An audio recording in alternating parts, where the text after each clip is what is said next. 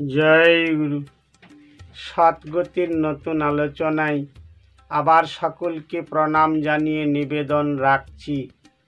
মাদক দ্রব্য শরীরের পক্ষে অত্যন্ত ক্ষতিকারক, তাই সকলেই মাদক থেকে দূরে থাকুন। আজকে আলোচনা করছি চেড়িদের অত্যাচার। রাবণ যখন চেড়িদের উপরে মা সীতার দায়িত্ব দিয়ে গেলেন যে 2 মাসের মধ্যে তোমরা সীতাকে আমার প্রেয়সী হওয়ার জন্য আমার অন্দরমহলে স্বেচ্ছায় যাওয়ার জন্য সব রকম ব্যবস্থা নিও। রাবণ চলে যাওয়ার পরেই সমস্ত চেড়িরা এক এক করে সীতার কাছে গিয়ে নানা ধরনের অস্ত্র উঁচিয়ে শাসন করেন। কেউ বলেন, তুই জানিস রাবণের মতো স্বামী পাওয়া বড় সৌভাগ্যের ব্যাপার। রাবণকে তুই কিনা তুচ্ছ তাচ্ছিল্য করে একেবারে দূর দূর করে তাড়িয়ে দিলি। তোর মধ্যে কোনো বোধ বলে কিছু নেই। তুই এখনো স্বীকার কর, নইলে আমরা তোকে মেরে কেটে টুকরো টুকরো করে খেয়ে ফেলব। কেহ আবার সঙ্গে সঙ্গে যেন অস্ত্র উঁচিয়ে বলে, তুই কি ভেবেছিস এক্ষুনি তোকে আমরা মেরে শেষ করে দেব। মা সীতা কিচ্ছুটি বলেননি, নিশ্চুপ যেন বসে আছেন, যেন যা হবে ভালোই হবে। যদি আমাকে মেরে দেয় তাতেই কোনো অসুবিধা হবে না।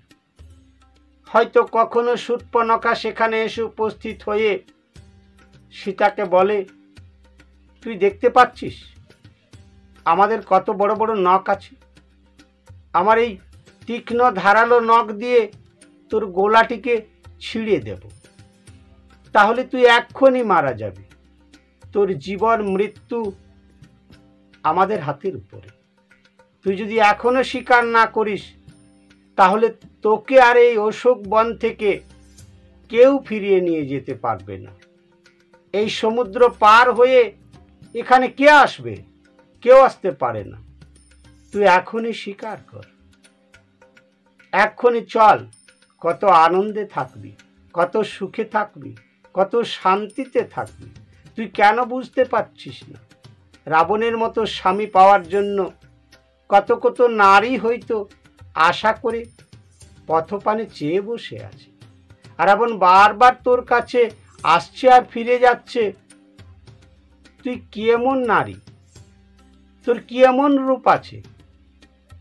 সীতা যেন কিছুই বলতে চায় না, নীরবে নির্ভীতে একান্ত মনে যেন রাম নামে উনি মগ্ন হয়ে আছেন। ইনাদের কোনো কথাই যেন ওনার অন্তঃকরণে কোনো স্থান পাচ্ছে না। হে মানবকুল, হে ভক্ত সমাজ, হে আমার ভক্তিমতী মায়ের, এই যে মা সীতার উপরে অশোক বনে চেড়িদের যে অত্যাচার, রাবণের নির্দেশে সমস্ত চেড়ি এক এক করে সীতাকে নানা প্রকার কটু কথা, লাঞ্ছনা, গঞ্জনা, অপমান, মেরে দেওয়ার হুমকি, শাস্তি দেওয়ার হুমকি, কত কি যেন শুনিয়ে যাচ্ছে। এখান থেকে কি শিক্ষা নেওয়া যায়? দেখুন, মা সীতা এত শত অত্যাচার সত্ত্বেও মা সীতা কিন্তু একটুও বিচলিত হননি। উনি ধীর স্থির শান্তভাবে বসে আছেন, যেন ওনার সেই শক্তির আধার, যে নাম, যাকে উনি আশ্রয় করে আছেন, সেই পরম প্রেমময় দয়াল প্রভু রামচন্দ্রের চাইতে যেন শক্তিমান পৃথিবীতে আর কেউ নেই। তিনি তার কতটা প্রিয়তার আসন দখল করে রেখেছেন। রামচন্দ্রকে ভুলেননি, রাম নাম জপ করে যেন কত শক্তি উনি ধারণ করে রেখেছেন। এই শত অসুবিধার মধ্যেও উনি নিজেকে একটুও বিচলিত করেননি। এখান থেকে ভক্ত সমাজের, মানব কুলের, নারী সমাজের শিক্ষা নেওয়ার খুব গুরুত্বপূর্ণ বিষয়টি হচ্ছে, ভক্তদের উপরে এই ধরনের অত্যাচার হবে, কটু কথা শুনতে হবে। মাঝে মাঝে সংসারের মানুষ, পাড়া প্রতিবেশী, বন্ধু বান্ধব, কুটুম বন্ধু, আত্মীয় স্বজন সবাই যেন ভক্তকে একটু আধটু কথা কাটাকাটি, তর্ক বিতর্ক, হেয় জ্ঞান করতেই পারে, কিন্তু তাতে ভক্তকে কোনোভাবেই বিচলিত হওয়া চলবে না। তাহলে তার সেই চলার পথ থেকে সে চ্যুত হয়ে যাবে, তার গন্তব্যে পৌঁছানো আর হবে না।